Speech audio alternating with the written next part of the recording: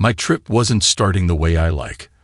I had to be in Minneapolis Thursday and Friday for a convention. When we were younger, Martha, my wife, would take half a day off to make sure I had plenty of good memories to last me the entire time I was away. This time, she simply kissed me goodbye on her way to work. My name is Jake Robinson Jr., for short. I am 49 years old and married to my wife, Martha, for the last 24 years. We have 2 children, Ross, 22, and Amelia, 20. Around 3:00 p.m., I left work and drove to the airport. My flight was at 6:00 p.m. Since I hated to be late or worry about missing my plane, I always got to the airport early.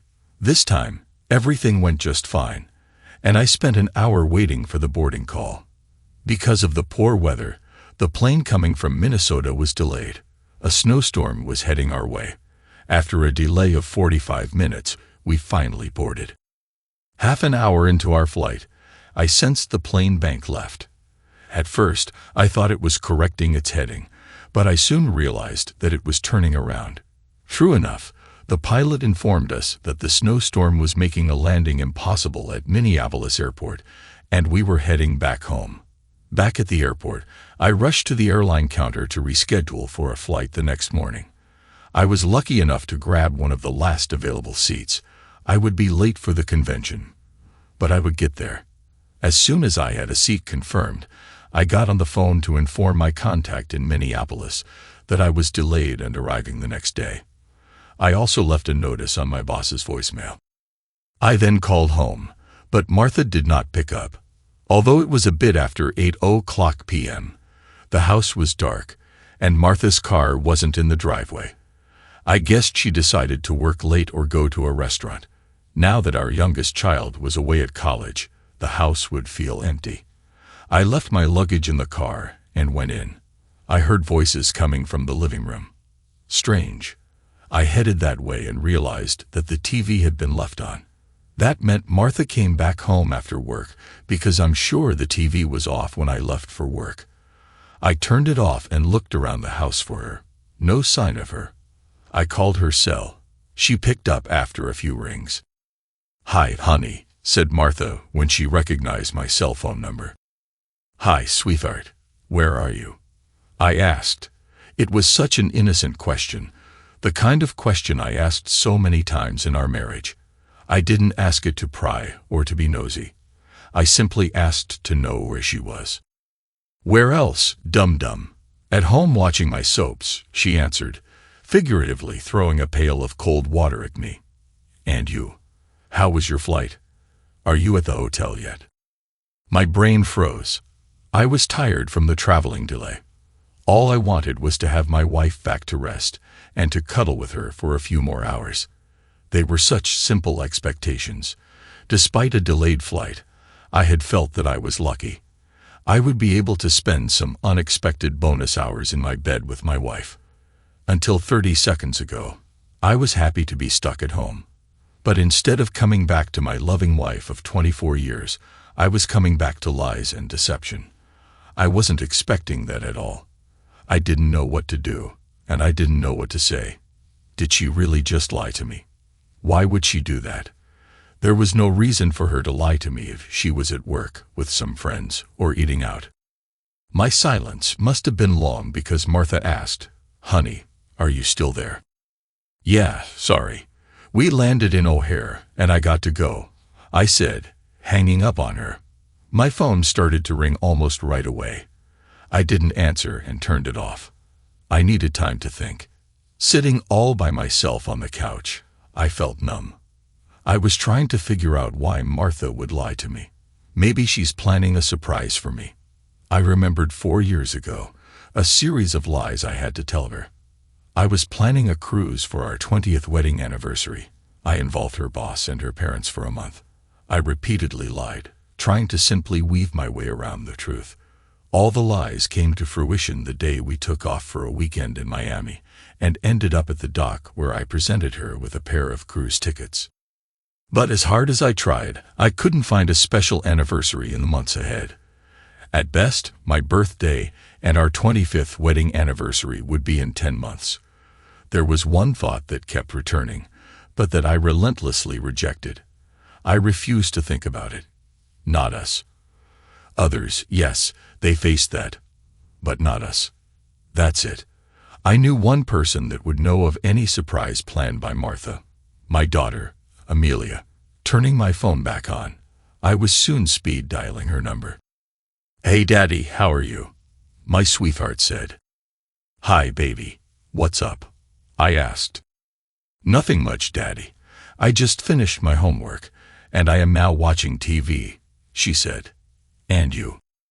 Have you spoken with your mom lately?" I asked. "No, nothing special aside from our weekly phone call on Sunday," answered Amelia.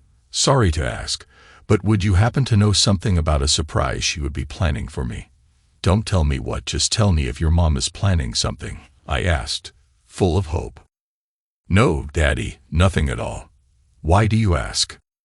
"Well, she has been acting strange lately, and I was wondering if she was hiding a nice surprise for me.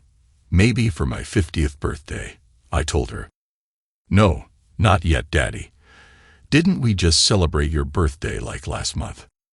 "Yeah. Well, forget I asked. Good night, baby." "Night, Daddy." Well, that wasn't it. Why would she lie to me? Maybe it was a coming promotion. Yeah, that's it. I don't know why she would lie about it, but it could be that she was still trying hard to get a promotion. Working for that promotion had kept her staying late so many times lately. She knew that no promotion was worth our lost time together. She knew that I was adamant that she cut back a bit on her hours at work so we could be more together.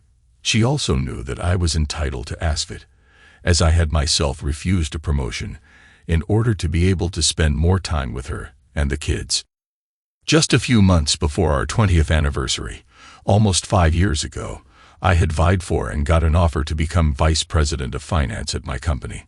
The only problem was the constant traveling to the head office in Chicago, where the board meetings were held, as well as regular tours of all our plants all over the country. I was ecstatic when I was offered the job, but Martha soon had me thinking twice about accepting it. First, my predecessor ended up divorced within 2 years of his promotion.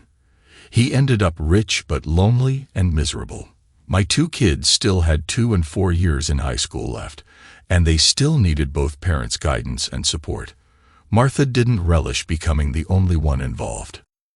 We talked about it for a full week before I realized that I was about to lose sight of the most important thing in my life, my wife and my kids. I turned down the promotion. That's why I didn't take it too well the last few months when Martha started working really hard toward her own promotion. For Martha, it wasn't the same. The kids were in college, and there was only the 2 of us. Her promotion would mean a bit more traveling, but nothing that would affect our life much. We could probably schedule our own traveling in the same time period to minimize our time apart. The problem was the many hours spent working overtime toward that promotion. Just seeing your wife 1 or 2 hours each day for a whole week wasn't very satisfying to me, and that's without talking about the nosedive in our lovemaking. She even spent many Saturdays and some Sundays at work. When she was home, she was simply totally exhausted. I'm not even sure when was the last time we made love. 3 weeks ago. Last month. We are not young anymore, but it was pathetic. So I wouldn't be surprised if she were working when I phoned and lied to avoid my complaint. Of course, that is unfair as I was traveling too, and understood that some overtime would hurt nobody. Well, there was an easy way to find out. I grabbed my phone and dialed her direct line. T-Bolt Advertising. Robert Turble speaking, answered my wife's colleague. I was a bit taken by surprise. They don't work in the same room, and I sure wasn't expecting anybody but Martha to pick up. But Robert was a good guy, and he would tell me if Martha was around. Hi, Robert. Junior here. Hi, Jake, answered Robert. He was never able to use my nickname. Why would you phone me here when you and your wife are spending some vacation time together? Decidedly, I was going from surprise to surprise tonight. Vacation? What vacation? Hey, sorry to bother you at work, Robert. I just pressed the wrong speed dial button on my phone. I lied. No problem, Jake. Just tell Martha that she owes me lunch when she comes back next Monday for covering again for her. See, I am at work, and it is way past 9:00 p.m. She owes me big time, he said. Then he hung up. Not only was Martha not working, she wasn't at work at all. From what Robert told me, she was off work for the rest of the week. Now, that was starting to scare the hell out of me. Where was Martha? And what was she doing? A thought crossed my mind. Unasked for and unwelcome. Oh no, it can't be. I always refuse to think the worst of people. I prefer to be a positive guy, to look at the bright side of things, to see what is best in each of us. But here I was thinking the worst. Can it be? Could she do that to me? Could she be with her sister Nadia? We were estranged from Nadia and Nadia's ex-husband, Mike. Once upon a time, we were really close. We shared evenings together, babysat each other's kids, co-hosted many family gatherings, and we even went on vacation together. It all came to an end one day when I came home with a terrible headache. I took a couple of Tylenol and lay down on the couch. Half an hour later, Martha and Nadia came back from shopping. They were chatting a storm and never noticed me. "Have you noticed the new produce manager at the grocery store?" asked Nadia. "Sure, he's cute, if I may say so," said my wife. "And he was all smile with you." "He has better be all smile with the romp we had together yesterday in the back of my van," said Nadia. "Oh, Nadia, not again," said my wife.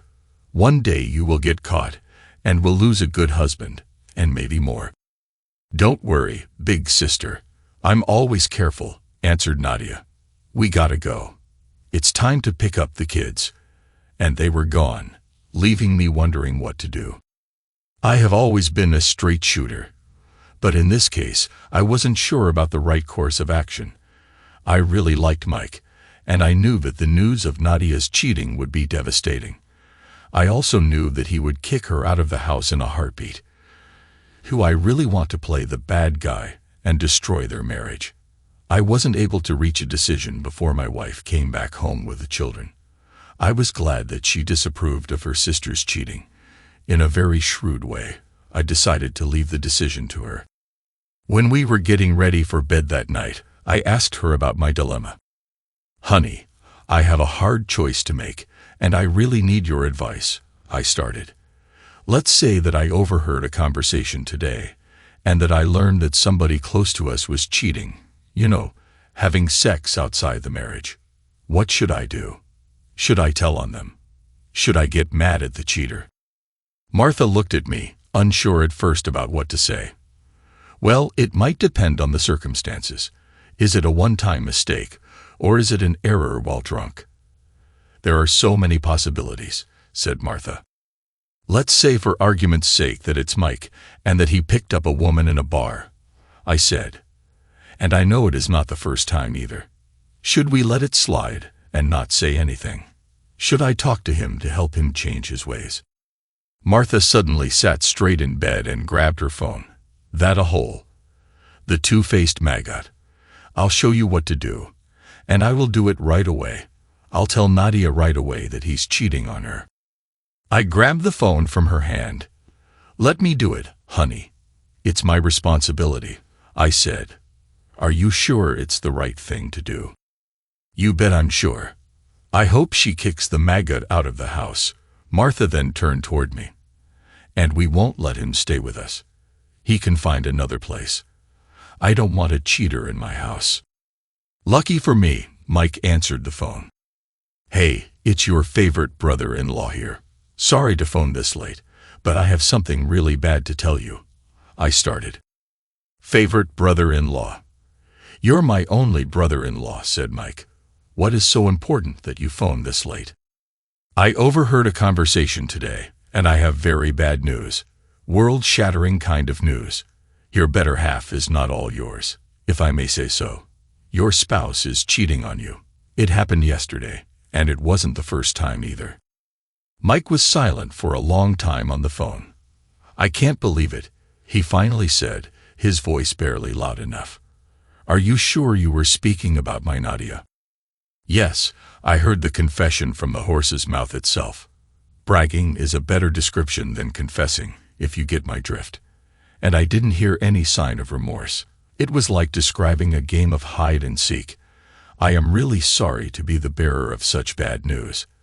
I will let you deal with it in your own way, but don't hesitate to phone. We will be there for you and the kids." "Thanks," and Mike hung up. Martha had tears at the corner of her eyes. She sadly smiled at me. "I am so proud of you, honey.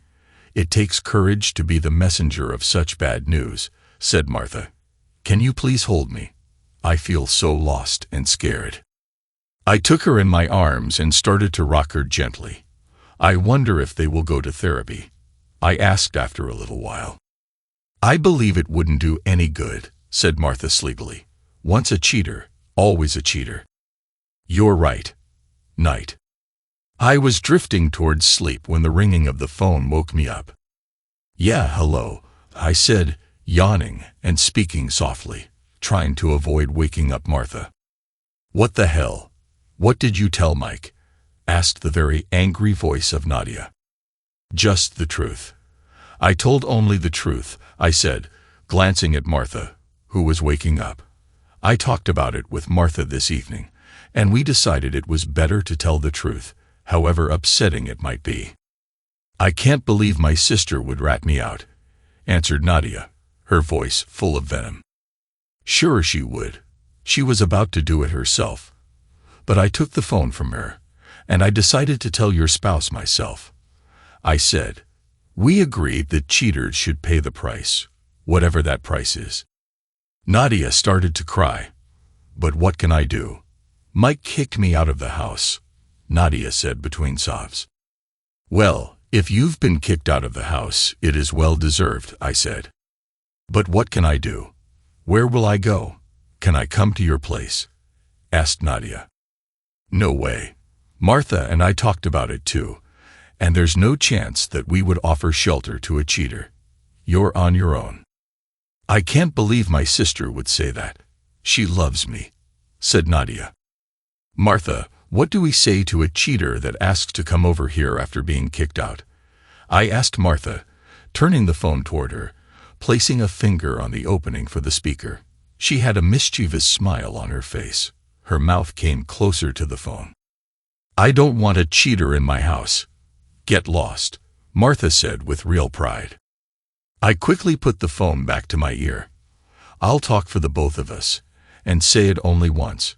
You're out of our lives. Stay away from us. Don't come and don't phone.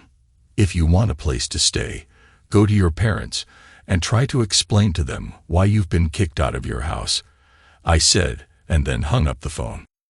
Martha began to hold me tighter. "I'm real proud of you, honey," Martha said. We drifted to sleep. The next morning, crap hit the fan, as the old Scandinavian saying goes. Luckily, the kids were still sleeping. Martha's dad phoned early, and Martha answered. I could hear him yelling at his daughter. Martha lost her initial smile and began crying when she hung up the phone. "What did you do?" asked Martha. "What did we do, honey?" I asked for advice, and telling about the cheating was your idea. Cutting all ties to a cheater was also your idea, and I completely agreed, I said. "But you said that Mike was cheating on Nadia." I said, for argument's sake, let's say that Mike picked up a woman in a bar and had sex with her. I didn't say that he was cheating on her. Anyway, what's the difference between Mike cheating on Nadia or Nadia cheating on Mike? I asked Martha. "Well, Nadia is my sister," answered Martha. "So you say that it is all right for her to cheat on her husband because she is your sister. Is it a family thing? Do I have reason to be worried?" I said, exasperation clearly audible in my speech. Martha was speechless. "Honey, I'll say it once, and you better believe me. That sister of yours is a bad role model for our kids. I don't want her around, and I don't want you to have anything to do with her. She is not welcome in this house and around our kids," I said. That was 3 years ago. I know that Martha was still seeing her sister once in a while, but it was a forbidden subject in the house. It was no surprise for me that she would go visit her sister while I was gone, and that she would hide it from me. She was still somebody not very likable, but Mike bounced back from the drama and was soon to be remarried. A lot of my resentment was gone, and I was glad not to have her around. "Martha, we should talk about it. It's not a pleasant subject, but it would be easier on us to clear the air." I am pretty sure that she felt bad lying to me about that when I didn't care anymore. I was facing a crowd of at least 1,000 attendees at the convention. They were all looking at me, an anonymous crowd without faces. I took a deep breath and started my expose. Studies reveal that there are two kinds of people in the world of tissues. There is the first group, the denialists, the people that blow their noses, don't look down, and dispose of the tissue right away. And there are the people that face reality. They'd blow their nose and look inside the tissue. Somebody in the crowd was waving its arm to attract my attention. It was Dave Milland, Martha's boss. "Yes?" I asked. "Well," he said with a smirk, "face this reality. I had sex with your wife." Just behind him, an all-smiling Jake Turnbull stood up. "Me too. I screwed your wife." A third guy, unknown, also stood up. "Me three," and he started to laugh loud. "No, not really. I just always wanted to say that." And the whole crowd started to laugh really loud, 1,000 unfriendly faces smirking at me. I sat up straight on the couch. Damn, I had fallen asleep on the couch. I swiped the drool from my face and got up. I looked at my watch. It was midnight. I must have dozed off for over an hour. Maybe Martha came back home while I was sleeping and didn't see me, as I wasn't supposed to be here. I went to the bedroom, but there was no sign of her.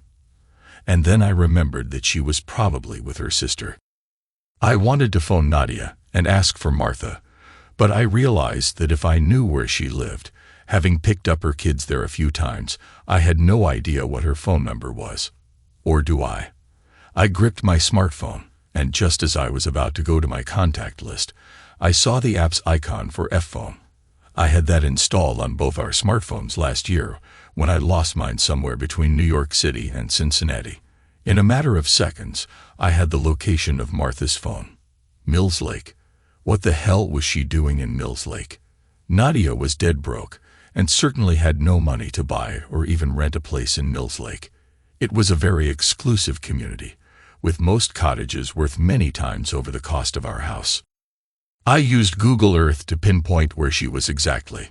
Her location wasn't in the village proper, but seemed on a very secluded estate surrounded by a large stone wall. What was Martha doing at a millionaire's place? Mills Lake was about an hour's drive from town. I had to know what she was doing there.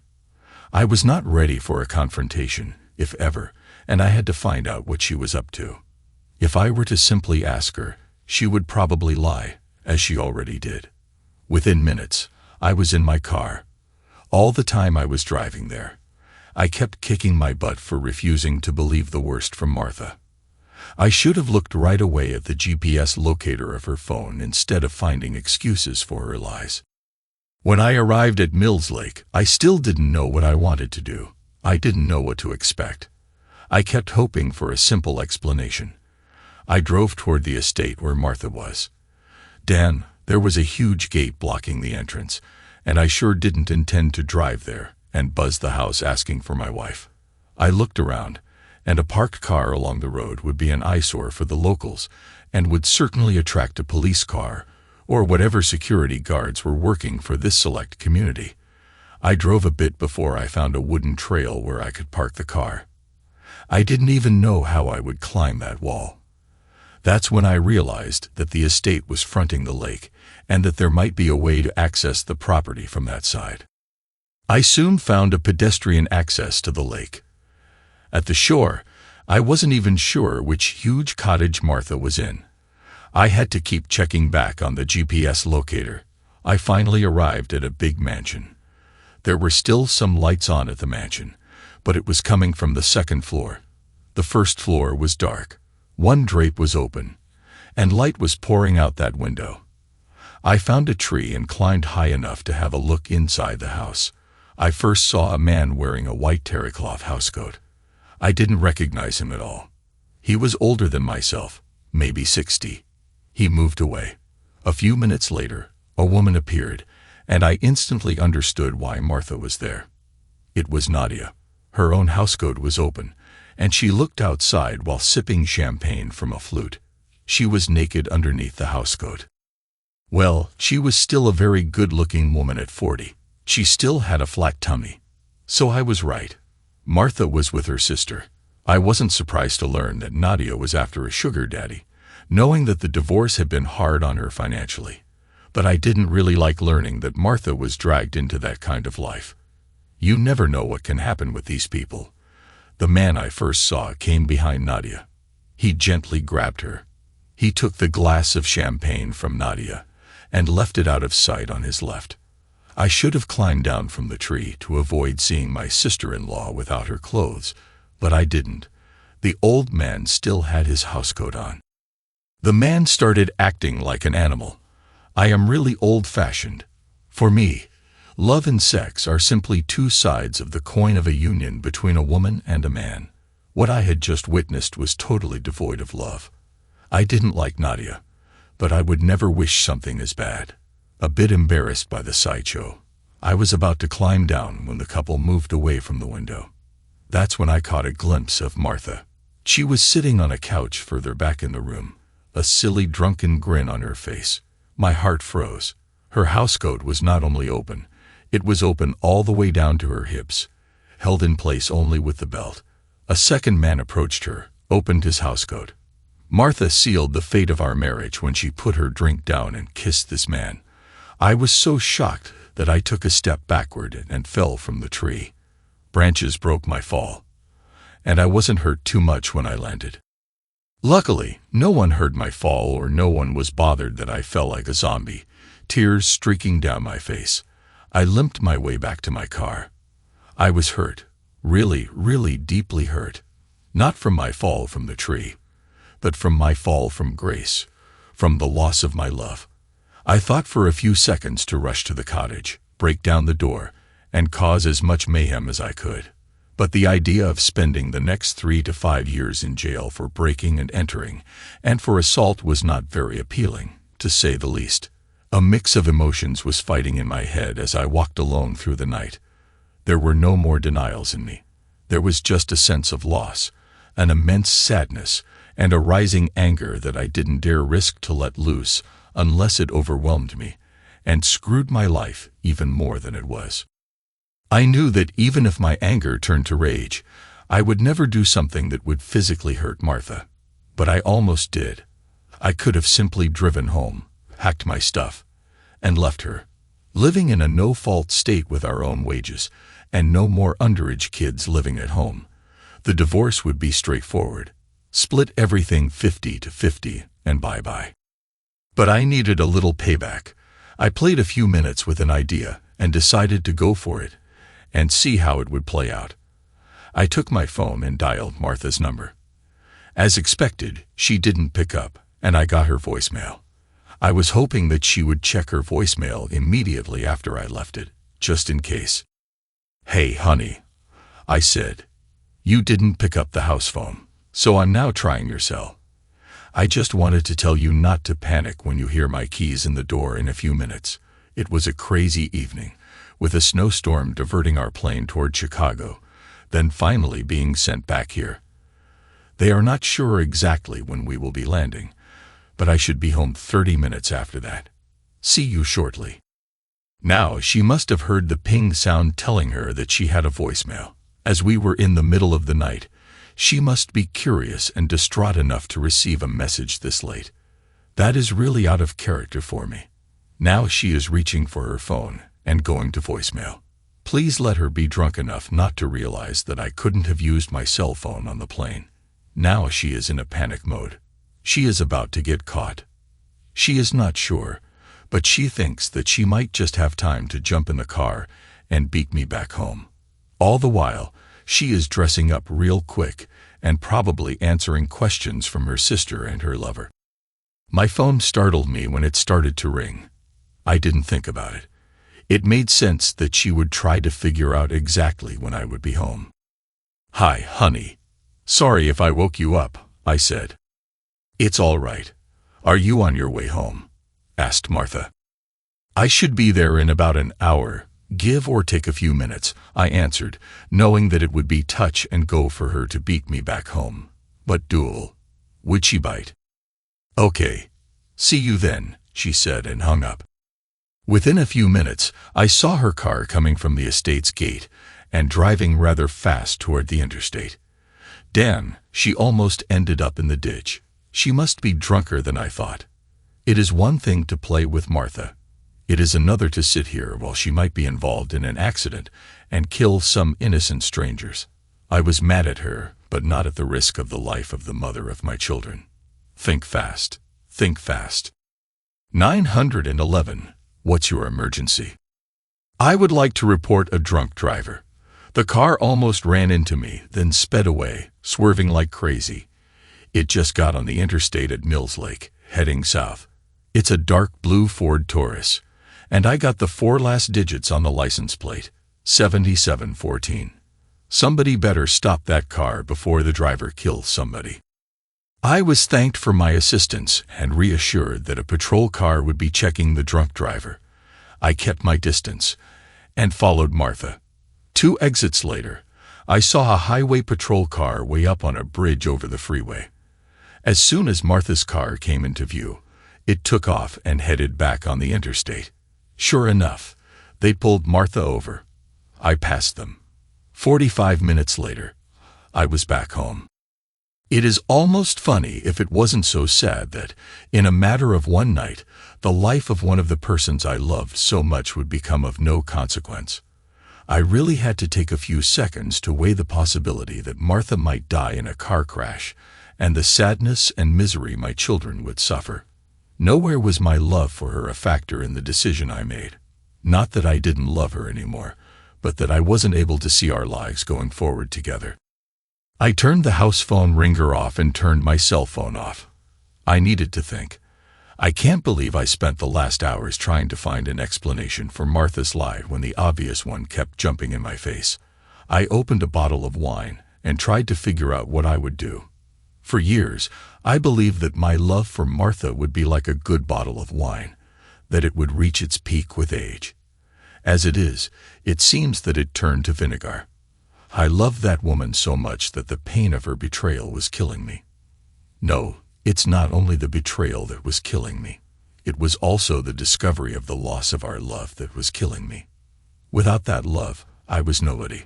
I was nothing. It had defined me for the last 26 years, 24 as husband and wife. Can I survive that? Wouldn't it be less painful to just go to the next bridge and simply jump off it? I never thought that I would have to plan a life without Martha. I didn't know how to start about it. I never made decisions without first discussing them with Martha. Now I couldn't even contemplate the idea of speaking to her.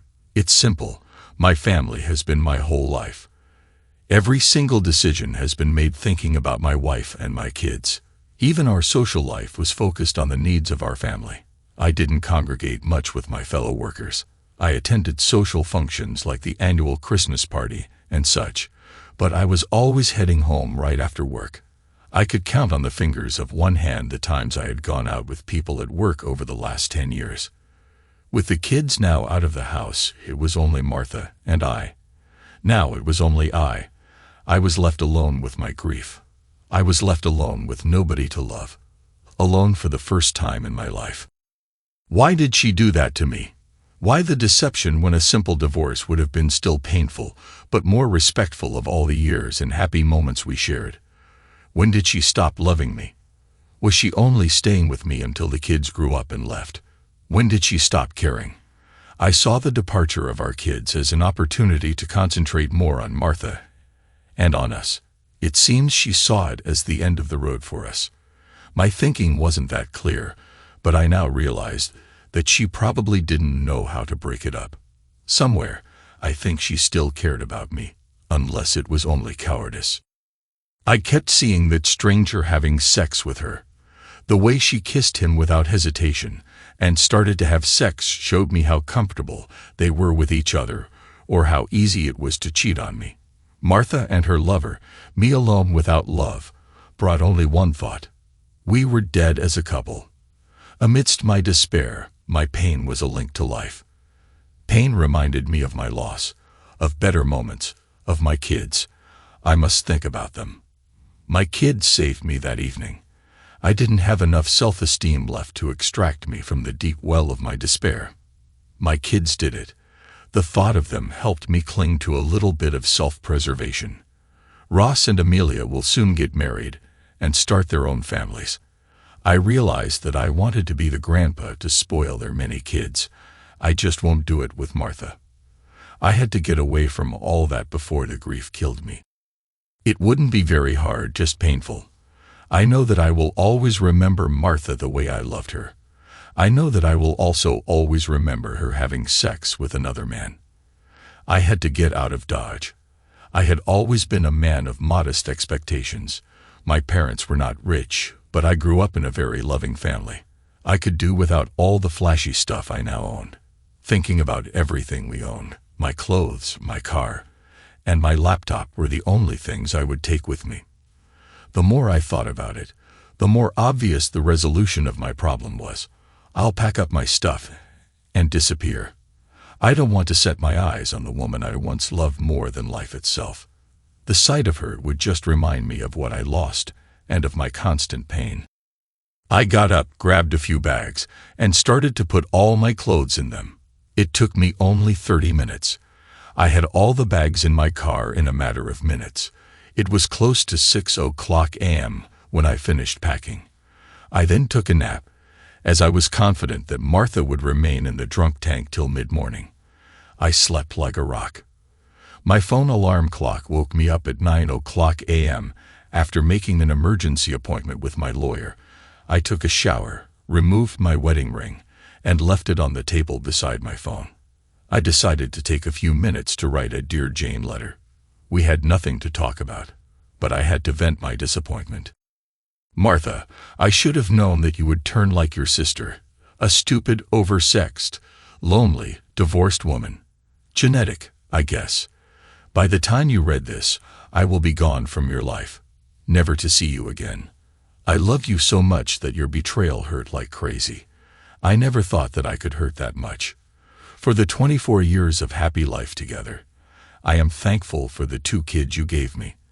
I will be fair and quick so you can go back to your lover. I just wish you had been as fair and divorced me before you went cheating around on me. Did you get paid? The guy seemed loaded if I can judge by the mansion you were in. I don't wish to see you or to talk to you. We have nothing to talk about. My lawyer will contact yours. Just sign the divorce papers. Junior P.S. Screw you. At 10:00 a.m., I was at the bank. I paid off our joint credit cards and canceled them.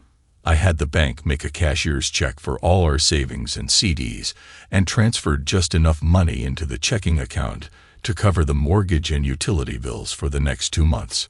I then removed my name from the joint account. I left the bank with a check worth close to $250,000. I was at my workplace just before noon. My boss was surprised to see me as I was supposed to be in Minnesota. He was even more surprised when I announced that I was quitting and moving out of town. My relationship with my boss is special. He is my boss because I refused the promotion, and he felt a bit awkward about it at first, feeling indebted to me. When he went through a divorce 2 years ago, I came into his office and told him that it was the reason I refused the promotion. Since then, we have been more equal partners than boss and employee. "Listen, Jake, I have a proposition for you," he said. "I'll accept your quitting from your current position, but I won't ask HR to terminate the employment and write you a check for your $401. Instead, I have an opening in our new optics division in Tucson. It pays less than you make now, but I hear that you can find a decent place at a very good price out there." We shook hands on that deal after he agreed to spread the rumor that I had quit my job. Next, I stopped at my lawyer's and explained that I was leaving Martha, plain and simple. He was to serve her with divorce papers and give her a power of attorney so she could sell the house that would become her 50% share of our wealth. My attorney tried to talk me into counseling as he was also a friend of the family, but he rapidly understood that I would be out of town, out of state, and out of a wife by midnight. By the end of the afternoon, I was on the road. I was very tired and stopped around 8:00 p.m. at a rather decrepit motel. Hey, what do you expect for $60 a night? All I needed was a place to crash. I dialed Ross's phone number on a throwaway phone I bought earlier. Hello. Hi, Ross, it's Dad, I said. What's that phone number, Dad? Asked Ross. Well, save it. It is my new phone number, I said. Any news from your mom today? No. Why? Well, I have to be direct with you, Ross, I said. I caught your mom cheating yesterday. Oh, Dan, Dad. Not her too. What are you going to do about it? It's already done, Ross. I packed my stuff. I cleared the bank accounts, leaving enough for her till she sells the house. I quit my job, and I am on the road heading south. I'm done with her. I will give her the freedom to fool around, but it won't be as my wife. She will be served with divorce papers later this week. There was a long silence on the line. Does Amelia know? Ross asked. No, not yet. Everything happened so fast. You're the first one to know. I'm not even sure if your mom knows yet that I left her. She wasn't around when I packed, I said. I'll phone you regularly. Keep me informed. Another silence. I love you, son. I am bushed, and I need to go. Love you too, Dad. My phone call to Amelia was just as sad. It was crushing my two kids to learn what their mother did to us. They had seen what damage Aunt Nadia did to her family. And like me, they couldn't understand that their mother would do the same thing to us. I wonder how long she had been doing this, Daddy, said Amelia, always straightforward. How long it was that we were not enough for her anymore. It doesn't matter, honey. I just wish she had been honest with me and divorced me before cheating. Now it doesn't matter for how long or why. To me, all that matters was that I loved her, that I trusted her with my life, and that she betrayed that trust. Nothing else matters anymore, I said. Please don't talk like that, Daddy. Tell me you will be fine. I am all right now. Very sad, but I will get over it if I can avoid all contact with your mother, I said. I will let you know where I live. Can I come stay with you after my school year? Asked Amelia. I had tears in my eyes when I promised her that she would always be welcome to live with me. The division in Tucson was small, with only 30 employees, and the district manager was more a father figure than a ruthless boss. I liked the instant familiarity of the crew, and they made me feel welcome. Within a month, I had my eyes on a nice condo. I never was in contact with Martha, but I had regular news from my attorney and my kids. Moving on was anything but easy. There were some instances where it was really hard. First, my attorney informed me that she was ready to contest the divorce. She said that she didn't want a divorce and was ready to fight it to the end, even if it would bankrupt both of us. Fine, I told my lawyer. Forget the divorce. I don't care. It was only to give her a chance to move on with her life for the 24 years of happiness we shared together. Just tell her I don't want to have any more dealings with her, to have a nice life, and that I say, go choke on your spit. Can you say that because you are my friend? It will be a pleasure, but I will still bill you an extra $50, said my attorney. It was a bit harder dealing with the kids. One by one, I had to convince them that there was no turning back. The first snag was with Amelia. Dad, Mom went crazy when I told her I was going to live with you this summer, said Amelia. I told her that I would come and visit both her and Grandpa and Grandma. She was so weird that I had to avoid my phone for days. Martha also went to the deep end when Ross decided to split his summer between her and me. I never inquired about Martha. It was my way to move on and get on with my life. It was hard because I still had some feelings for her, mostly feelings about our lives before the betrayal. However, the kids kept giving me information about her. To my surprise, it seems that she was as depressed as I once had briefly been. That's simply unbelievable after what happened with her sister. It's simple. You cheat. It hurts the people you are supposed to love. It destroys your marriage, and you move on with your life. How could she be depressed when I went out of my way to make sure that she could move on without having me around? Her refusal to divorce seemed a way to avoid facing the fact that her behavior caused the destruction of our family. Stupid, isn't it? I had been in denial for a few hours. She has been in denial for the last 2 years. Knowing that the kids spoke regularly with me, she used them to convey her apologies for her behavior. From the information provided by my kids, I learned that it had been the first time she had let herself be dragged by her sister into a sexual escapade. I didn't really believe it. She apologized to the kids and indirectly to me for her betrayal. She admitted that it was intentional, that she knew well what would certainly happen if she went with Nadia, her lover, and a male friend of his. She told the kids of her shame when she thinks back about that evening. She had cold feet for a while, but decided to drink heavily to alleviate her shame and guilt. When she got my voicemail about my imminent return to the house, she had just finished having sex with her blind date. She was drunk when the highway patrol took her to the drunk tank. She believed that I would reconcile with her if she atoned long enough for her betrayal, and if she could let me know that she loves me through the kids. She tried to convince me that she would do anything to show me her love. I knew that the kids hoped that I would reconcile with her, but I didn't find it in me to even contemplate speaking with Martha. The fact that I was living so far away from their mother was also hard for them because they had to make a choice, her or me. Martha was always after the kids to tell her where I was living. All she knew was that it was in a southern state. Almost 3 years after I left her, she finally discovered where I was. One day, as I was leaving work, I saw her stalking the office. I was certain of my kids, so I didn't know how she was able to discover the city where I lived. I knew from my kids that she was sure that I would change my mind if she could meet me. I sure wanted to change her mind about that.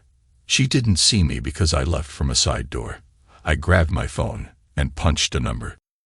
"Hi, Louisa," I said. "You remember what I was telling you about my ex-wife? Well, she's here and will probably follow me back home. Be prepared. See you in a bit." I managed to walk in sight of Martha so she would follow me. When I pulled from the parking lot, I had Martha close on my tail. I drove around town a bit, stopped at the grocery store, then headed back home. Arriving home, I pulled into the driveway of my condo. I didn't have to get my keys as Louisa, a very pretty Latino woman in her early 30s, opened the door to let me in. 2 minutes later, the doorbell rang. Louisa, a toddler of 12 months on her hips, went to open the door. From my vantage point in the kitchen, I could see the surprise on Martha's face. "How can I help you?" said Louisa in her heavy Spanish accent. "Hi, I would like to speak to Jake," said Martha. "Why, somebody at the door for you," yelled Louisa as I was coming from the kitchen, acting as if I was surprised. Louisa handed me the toddler. "You take care of your daughter now while I finish the supper," said Louisa. I took the young one and turned toward Martha. Well, I can't say I never expected that, but it is still a surprise," I said, sarcasm dripping from my voice. "You know that I should thank you for what you did." Martha was looking at me, speechless. "If you hadn't betrayed me, I would never have moved to this part of the country, and I would still be in the cold, surrounded by concrete back in the Northeast. Now I live here. I have a beautiful mistress, and I am starting to build up new family memories with Louisa and Tamarita, my young daughter." Martha was openly crying. After that long a time, my sorrow and my anger were gone. I was tempted, as an empathetic human being, to comfort her, but it passed. I was on a mission. "So, Martha, what do you want after almost 3 years?" I asked. I had to listen carefully to what she said as it was hardly above a whisper. I needed to apologize. I needed to tell you how sorry I was for what I did and for how much I hurt you. I needed to tell you that it was never about you, but only about how stupid I became. I needed to tell you that I loved you then despite everything I did, that I love you now, and that I will love you forever. You were the best husband and father a woman could want. I was just cheap. I'm sorry for what I destroyed." Her apologies were getting at me. It was time to finish that charade as soon as possible. "Well, no harm done," I said, faking to be in high spirits. "Water under the bridge, as the saying goes. It has been so long since I thought about that I can say for sure that I forgive you. I wish you a very happy life," I said while looking at Tamarita in my arms. She was all smiles. "A life as full of love as mine is." Tears streaking down her face, Martha mumbled something, came to me, gave me a small hug, and fled the house. I closed the door behind her. Louisa came out of the kitchen and grabbed Tamarita. I leaned my back on the closed door and let my own tears flow down. Louisa gave me a heartfelt hug, kissed my forehead, and picked up her phone. "I better let Geraldo know that I will be back home soon with his daughter," said Louisa. "Thank you, Louisa," I said, "and tell him that I am expecting you three for a barbecue on Saturday." "Will do, boss. See you tomorrow at the office." The following week, my attorney received the divorce papers signed by Martha. I am certainly moving on, but at my own speed. I have a few female friends, intimate with only one, but nothing serious. I think that I am finally getting over what happened to me.